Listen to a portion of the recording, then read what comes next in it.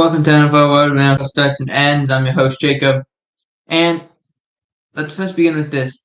Tom Brady is now the owner or minority owner of the Las Vegas Raiders. He owns 5%.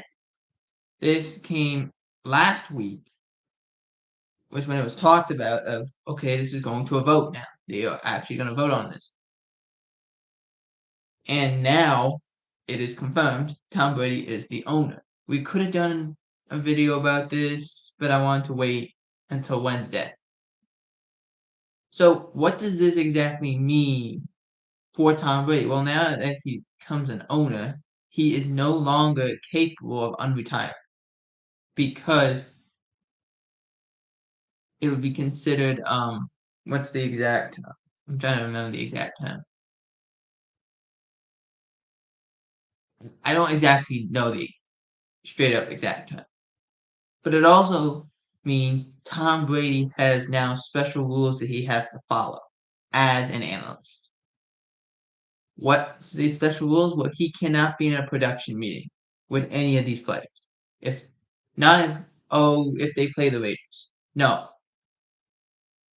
he can't be in any production meeting at all because he now owns the Raiders, or at least a minority share that he could go call them and say, "Oh, this is what they're doing. This is I was in there." So that's the rules he has to follow. He can't be in there. I don't know if he can get the transcripts. I don't think he can, but I'm not 100% sure because these are all like written out to make sure everyone has all the information they need. I don't think that's the case, but that'll be a wait and see because this is all new to anyone. No one has been in this situation before. I know that there was this, oh, well, Tom Brady's owned the Raiders since 2001. I know. I get the jokes. I understand the jokes. Now it's actually official. He is a part owner. Now, to me, this is my opinion, they made this such a big deal. I didn't actually know how much he was buying. I thought he was buying closer to 15%, 20%, not 5%. It made 5% sound like it was a insane number, but he is now part owner of the Las Vegas Raiders. So moving on to, I said we were gonna have this, and I thought I was gonna do it Monday. I didn't have time to do it Monday, but I did this morning. I went and looked at the interview that Woody Johnson did after the Sala fire. I found it, and basically what I was looking at was, did Woody Johnson talk about Aaron Rodgers unprompted? And what I mean by that is, did he bring Aaron Rodgers into the fold, or did a person who asked him a question but that had Aaron Rodgers in it, did that bring it to the fold? I was wondering that. I didn't know. Listening to the interview this morning, it was Aaron was brought up by an ESPN person, and Woody Johnson said, and this is, if I can quote this, we talked about a lot of things, but not specifically to that. That's kind of summarizing it a little bit, but that's pretty much what he said. He's like, look, I called him about the ankle sprain, I called him about him passing the 60,000 yards mark, which is a great thing to pass with, so congratulations to Aaron for that. But he said we talked about a litany of things, basically, which I used the term litany. But when he said we didn't talk about that specifically, that's not what ESPN reported, if you recall. ESPN said Aaron had no idea. He did not talk about it. He didn't understand that it was happening. He wasn't told it was happening. He was only told after. I just listened to it. He said we did not specifically talk about that. Meaning they did talk about the broad strokes of it. It probably wasn't him saying, "Okay, I'm firing Robert Saleh. What do you think about it?" It wasn't probably that, but he talked about another thing he was talking to him about was he got hit a lot in that game. Aaron's been hit a lot the last few weeks, and or really the whole season. And I'm sure at some point of that conversation, Woody Johnson, this is my opinion, I'm sure at some point in that conversation, Woody Johnson asked Aaron, "Do you think we should make a change to the coaching staff in some way?" To which Aaron probably said, "Yeah, we probably should." Did not probably. I'm assuming he didn't know it was going to be about Salah, but I'm assuming he at least knew that there was going to be a change on the coaching staff. At least. That makes more sense to me compared to what ESPN saying, "Well, Aaron had nothing to do with this." Really? Look, Aaron has not played well. And we will talk more about the Jets in a little bit, but at the same time, Aaron has not played well. He just hasn't. He's not been good. We said this on last week's show. Aaron Rodgers at a 2-3 start had almost the same identical numbers that Zach Wilson had at a 2-3 start the year before with the Jets. That tells you something. Because Aaron was supposed to be the guy who comes in, makes everything better immediately. And it didn't happen. Now, again, I don't know why Robert Saleh was the guy who got his head chopped, but whatever. To me, it should have been somebody else. Should have been Hackett.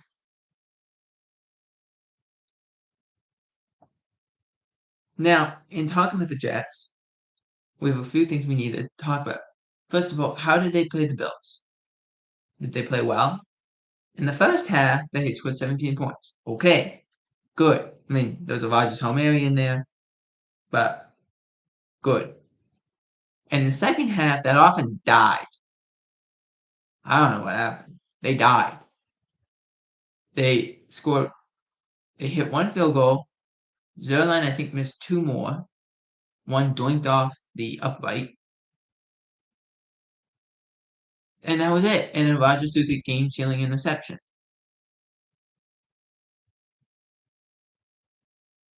At the end of the day, you can't make this stuff up. I will say the offense looked better. They ran the ball better, I thought. But I think they depend so much on the passing game because that's what Aaron wants to do. I don't know if you guys can hear that, but there's a fly going on in this window. But they rely so much on the passing game, and maybe that's Aaron's design. That's what Aaron wants to do. But Aaron has not been good. When they actually ran the ball, they looked good. Now, I will say this. This is also what happened during the game. There was 22 accepted penalties. 22. Meaning that there was more than 22. There was probably closer to 30 penalties in the entire game. That's unacceptable. I've talked about this before. But I was talking to a family member about this, saying Aaron talked about that there were so many flags and said that there shouldn't have been so many flags. And you think, okay, well, that's just him saying that. It's an opinion. Yes, I agree. That is an opinion, and that's a fair one to say. I agree. It's fair. Here's the thing. Guys get fined for when they talk about this. They get fined. I wonder how much does Aaron Rodgers get fined, if at all, about talking about the flags that were thrown. I wonder. Because players get fined all the time for this. I don't recall the last time Aaron got fined. I don't even know if he gets fined as much. That's a concern from my level, and that's a concern level. But I just think it needs to be talked about too. Now, before we move on and talk about the Jerry Jones outburst that hit created shockwaves, I think. We're gonna talk. We briefly talked about it yesterday with the trades that were made with the Bills trading for Amari Cooper and the Jets trading for Davante Adams.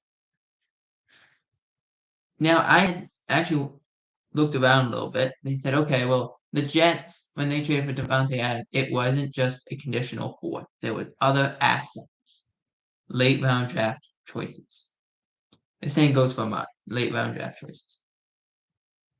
So there wasn't just one pick, it was multiple picks, but mostly late round stuff. So really counts almost like nothing. I don't know how much these two are gonna help. I mean, Amari will, I think, help out Buffalo a lot. They need another weapon. It's Shakir, who I don't even think played in the game against the Jets. And, you know, Devontae is obviously great friends with Aaron. The concern, I think, for the Jets is now what do you do? Garrett Wilson was your number one wide receiver a year ago and was made like number two by Aaron Rodgers because he wanted to throw the ball down Lazard all the time. Now you bring in Davante Adams, a true number one. So that makes Lazard number two. That makes Garrett Wilson number three. How does that look? I think it needs to be talked about. Hasn't been discussed yet. Needs to be. Well, what about Mike Williams? What happens to him? He's now the fourth guy, or he was the fourth guy. Now he's the fifth guy. I don't know how that will go well with, but see what happens. Now, let's talk about this. I put down JJ for the beginning, and then I changed it to Jones's outfits. So Jerry Jones went on his weekly. Okay, that's weird. He went on his weekly radio show, which he does Tuesdays or sometimes on a Friday on 105.3 The Fan, which is the local radio station in Dallas, with Sean and RJ. And he went on, and they just bashed Jerry with the lack of moves that were made in the offseason. Which we've all, as a Cowboy fan, you've known this. You've not been happy. I've not been happy about the lack of moves the last few years in the offseason. They don't, like, if you look at any spending metric of per team, Cowboys don't spend as much money as anyone else. They really don't. They're like on the bottom of that metric, almost near the bottom. They just don't spend.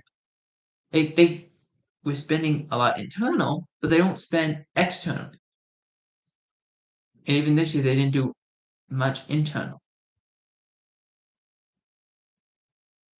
And the boys on 105.3 The Fan said, Jerry, like, could you really be surprised about this? Like, how can you believe in the crew consistently that haven't shown anything? You know, you got a lot of guys on this team that are first, second, third year guys but haven't played.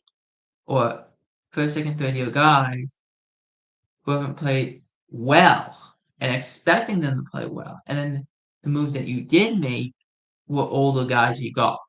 Guys who don't have as much tread on the tire. You brought in a 35-year-old Laval Joseph and I think a 34-year-old or 33-year-old Jordan Phillips, thinking that was going to solve your issues. It doesn't. You guys said instead of going and getting pass rusher for the right-hand side or a guy who could stop the run on the right-hand side, you said, "Okay, we're gonna just draft that position." When there was injuries, you guys didn't wanna bring anyone in, and when you had to, because you just didn't have the depth, now you're starting to see what's going on. The Cowboys just again, they signed another defensive tackle off a practice squad today. They need help. They need help. They're not good enough. So, in saying this, Jerry got a little angry. In fact, saying the term, I'm just getting a notification that says Devontae Adams is going to play against the Steelers. So, on Sunday, which could also be Russell Wilson's first start of the season, as he's getting first team reps. But back to Jerry Jones. Jerry was not happy with it. Saying I can fire you guys. Like, what? Because you didn't like what we asked you? And that's the thing. Because the Cowboys fans have had this issue, and I think the best person who puts this in perspective is Mike Fisher. He came up with this saying a long time ago, but it's as relevant as it was then. He said the Cowboys don't operate as a football team. They operate as a marketing company. Very accurate. Very accurate.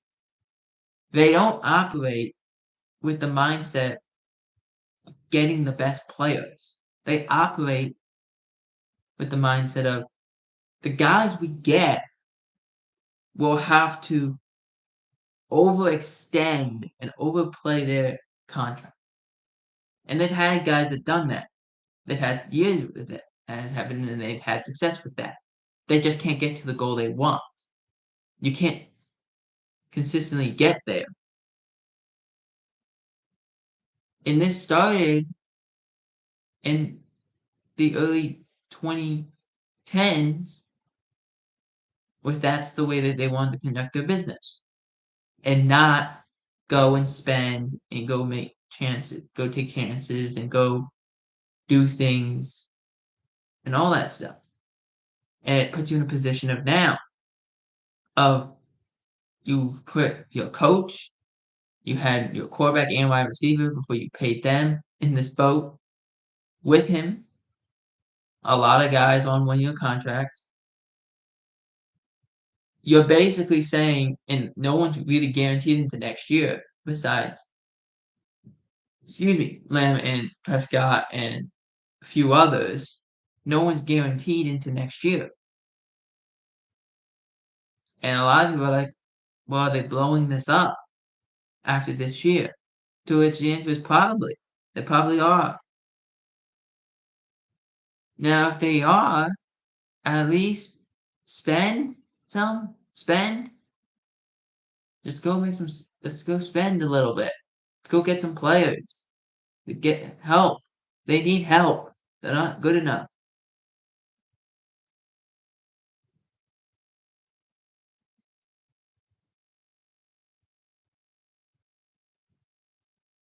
Like that's a concern about this team.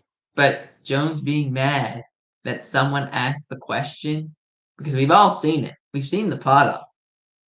Like, that aren't consistently going.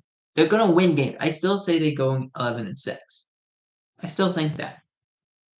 They're just not going to consistently win the game the way any other team would win. That's not going to happen. They're going to have to play good enough defense and hope Dak Prescott and CeeDee Lamb save them. That's what they're going to have to hope for. And with the schedule that they have, that is more and more unlikely. But I was looking at the numbers yesterday. And if you look at it and you say, okay, this team is only scoring like 24 points a game at most. You forget that last year they had numerous pick sixes, numerous fumbles, where they're getting short fields and scoring like that. They haven't gotten those this year. That's the reason the number is low. They haven't gotten those. Maybe if Deron Bland comes back, they start getting those again. Who knows? But at some point, you have to look at this and say, we didn't do enough. And I do feel bad for Coach McCarthy. I do. Because, as bad as he's been, he wasn't given a fair chance with a good roster. Sorry.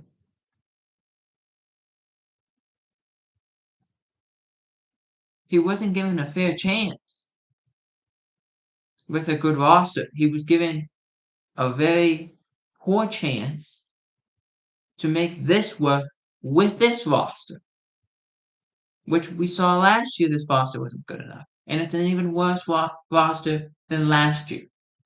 It all has to be said. But for Jones being upset about it, or Jerry Jones being upset about it, it's not. You can't be upset about that. That's the truth. And threatening people's jobs is not going to change anything. Now,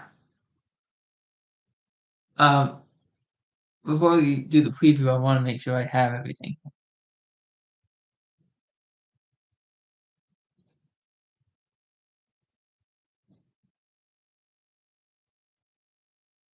So let's just wait for this. Okay, there it goes. Okay.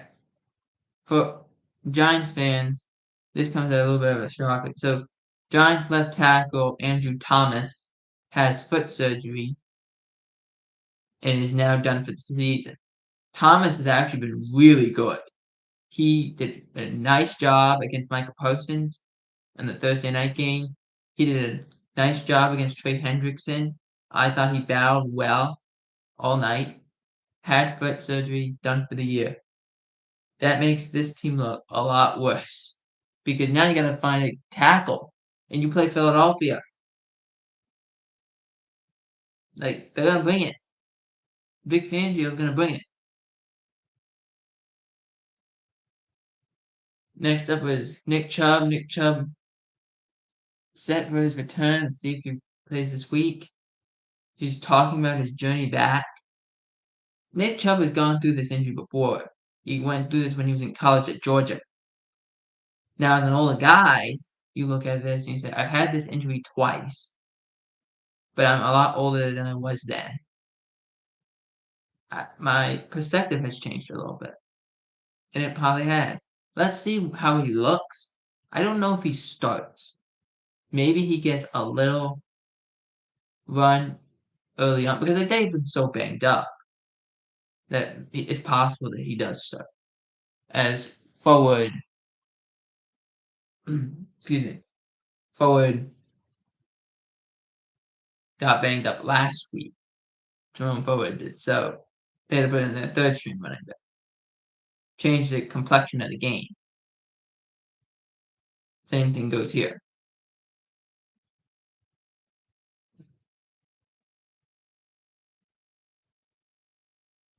And I just want to make sure I got everything. Okay. Yeah, we got it.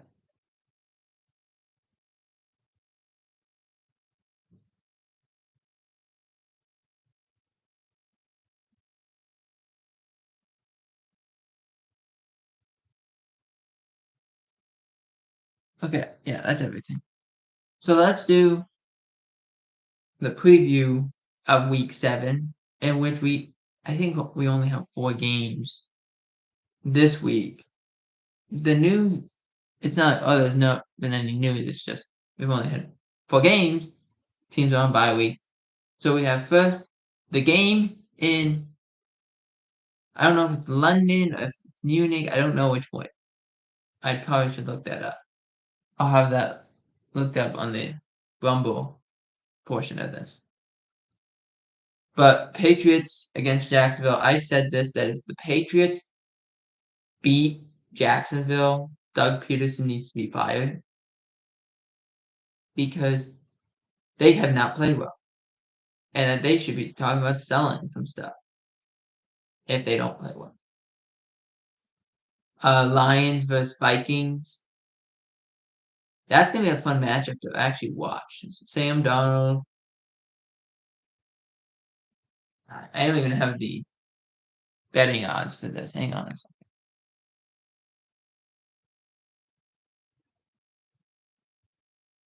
Hang on. When I wrote these down, they didn't have the betting odds. Okay. So the betting odds are for the Patriots versus Jacksonville. I see that. That's 5.5.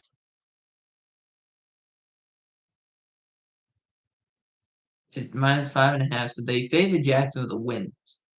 If Jacksonville does not win this, I'm concerned. I would be very concerned. There. I'd be very concerned about how Jacksonville, because they haven't played well. You scored 16 points against the Bears a week ago. This is a worse defense. If you don't score, they can beat you here. They can. With Drake May, he threw 3 touchdowns a week ago. 3 interceptions too, but 3 touchdowns. You can't not think of him as a decent football team. You just can't. Next up, Detroit versus Minnesota. Minnesota favored by 2.5. I got Minnesota finding a way to win. Detroit did well, but without Hutchinson, I wonder how they're going to get pressure. That's my concern. So 2.5. Let me actually write these down. So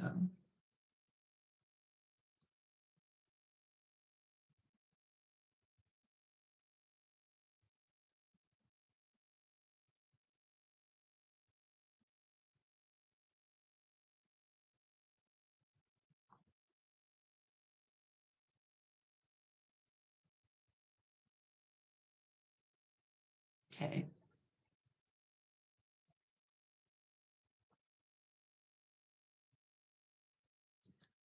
I got Minnesota just because of the pressure aspect of this. That could cause issues.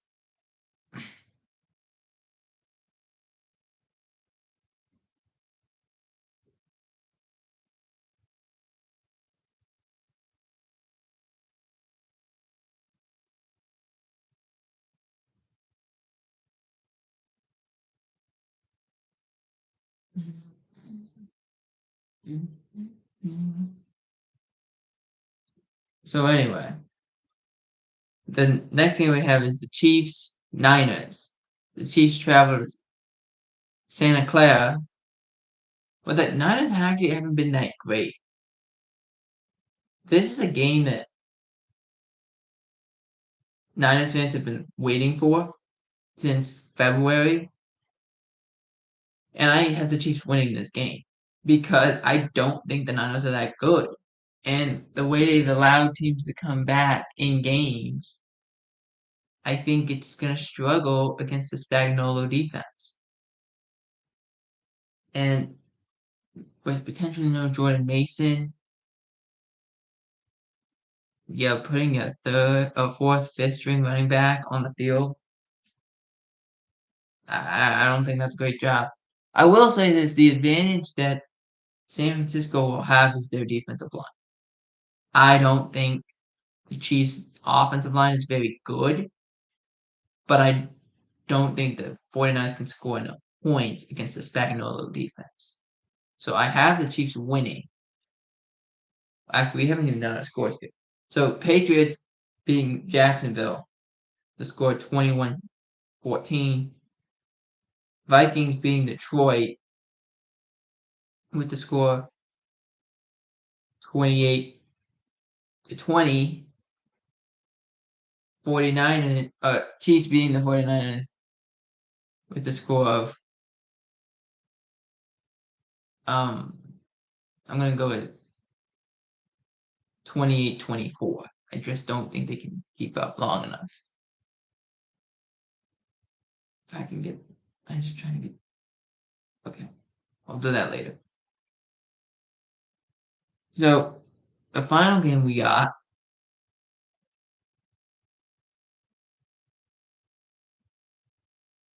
Let me see.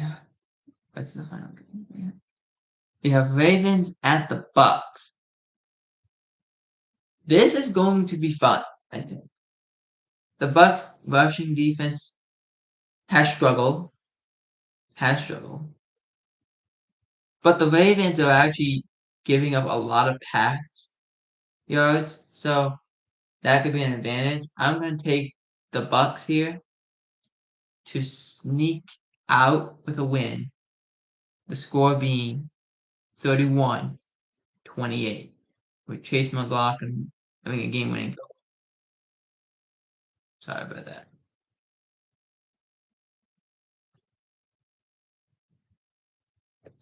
And that is it for the NFL world. So let me know who you guys have winning in week 7. And how surprised are you that Devontae Adams was traded to the New York Jets? My answer, not surprised at all. For NFL world, I'm Jacob Hubert. Out.